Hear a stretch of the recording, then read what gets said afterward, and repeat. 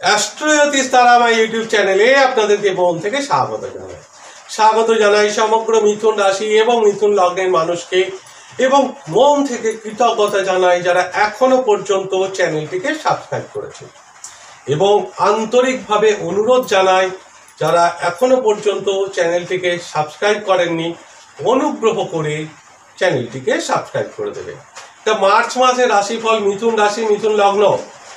ভাগ্যপতি ভাগ্যস্থানে বসে আছে। মিথুন রাশির ভাগ্যপতিকে শনি মহারাজ ভাগ্যস্থানে বসে আছে, কিন্তু এই মার্চ মাসে সেই শনি মহারাজ অস্ত হচ্ছে ভাগ্যস্থানে দ্বিতীয়পতি সূর্যের দ্বারা, অর্থাৎ সূর্যের কাছে যখন কোনো গ্রহ চলে আসে সে কিন্তু অস্ত হয়ে যায়, কম্বাস্ট হয়ে যায়। সেই শনি মহারাজ ভাগ্যস্থানে অস্ত হচ্ছে। এখানে ভাগ্যের একটু ডাউনফল বেশি দিন থাকছে না, কিন্তু 15ই মার্চ পর্যন্ত। এই মার্চ মাসটা মিথুন রাশি লগ্নে দুটো ভাগে ভাগ করা যায়, একটা 15ই মার্চ এবং 15ই মার্চ থেকে বাকি দিনগুলো। কেন? 15ই মার্চ পর্যন্ত যখন শনি গ্রহ ভাগ্যস্থানে অস্ত হচ্ছে, ঠিক সেই সময় 15ই মার্চ পর্যন্ত মঙ্গল গ্রহ অষ্টম ঘরে উচ্চ অবস্থায় থাকছে। মঙ্গল গ্রহ অষ্টমে শুনলেই ভয় পায়। অষ্টম ঘরটা হচ্ছে সাডেন আপস অ্যান্ড ডাউনসের ঘর, দুর্ঘটনার ঘর, রক্তপাতের ঘর। তারপরে মঙ্গল উচ্চ অবস্থায় থাকছে।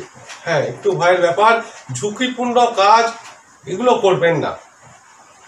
কিন্তু এই মঙ্গল অষ্টমে থেকেও দুটো ভীষণ পজিটিভ রেজাল্ট দিচ্ছে, কারণ আর্থিক দৃষ্টিকোণ দিয়ে। কি রকম?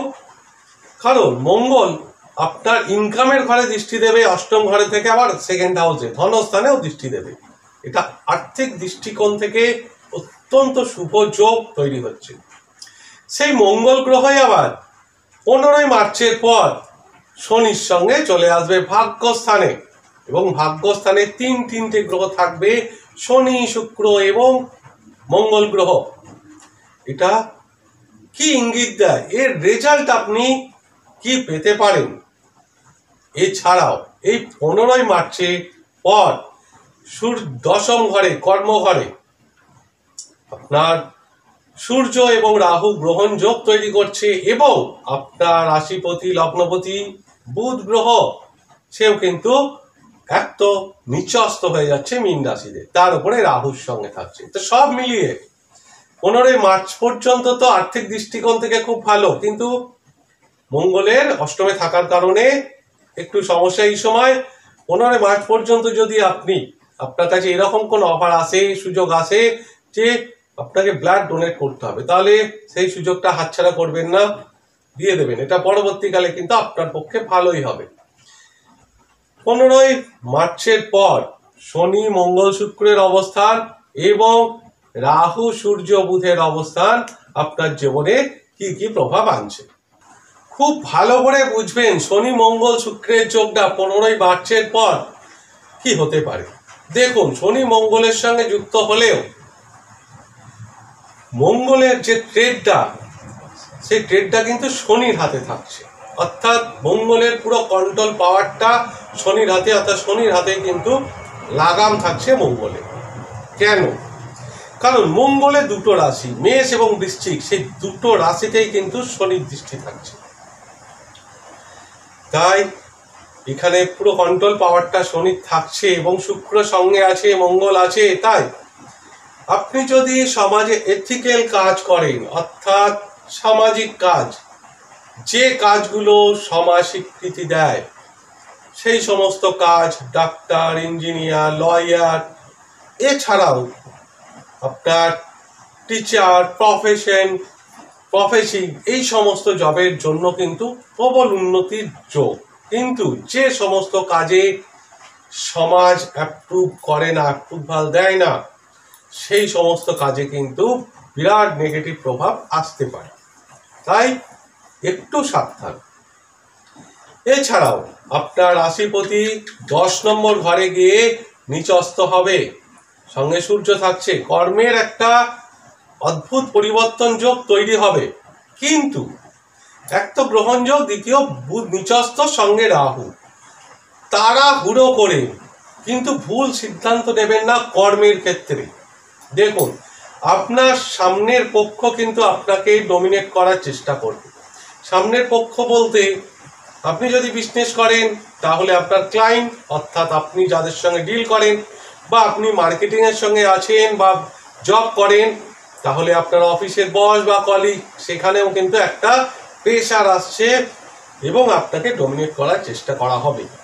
তাই কর্মের জায়গাটা প্রেশার থাকলেও তাড়াহুড়ো করে ভুল সিদ্ধান্ত নিলে, কর্ম পরিবর্তন করলে পরবর্তীকালে কিন্তু আপনাকে আফসোস করতে হবে। তাহলে ভুল সিদ্ধান্তের ফলে আপনাকে আফসোস করতে হয় কর্মের জন্য, এরকম কোনো কাজ করবেন না। কারণ রাহু বুধ গ্রহ কিন্তু নিচস্থ থাকছে, সঙ্গে রাহুর সঙ্গে। এই মাসে চতুর্থ ঘরে আপনার কন্যা রাশিতে কেতু মহারাজ কিন্তু সুখের ঘরে বসে আছে। তাহলে গৃহ সুখ, গৃহের ঘরের শান্তির জন্য কেতু কিন্তু চতুর্থ ঘরে খুব ভালো ফল দেয় না।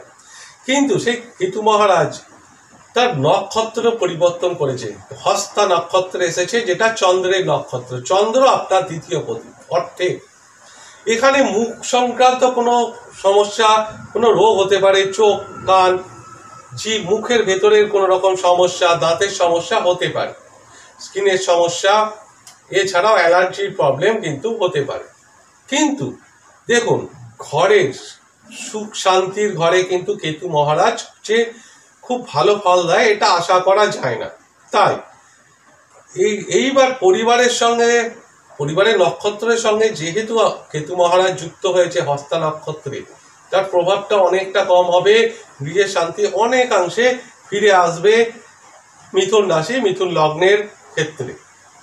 কিন্তু আপনার রাশিপতি বুধ সে নিচস্থ হচ্ছে দশমে। খুব ভালো করে বুঝবেন, যদি আপনার বুধের দশা চলে এই সময়, সেটা মহাদশাও হতে পারে, অন্তর্দশাও হতে পারে, তাহলে কিন্তু পিতার স্বাস্থ্যের দিক থেকে একটু সাবধান। কারণ আপনার ভাগ্য ঘরে শনি মঙ্গল যুক্ত হচ্ছে।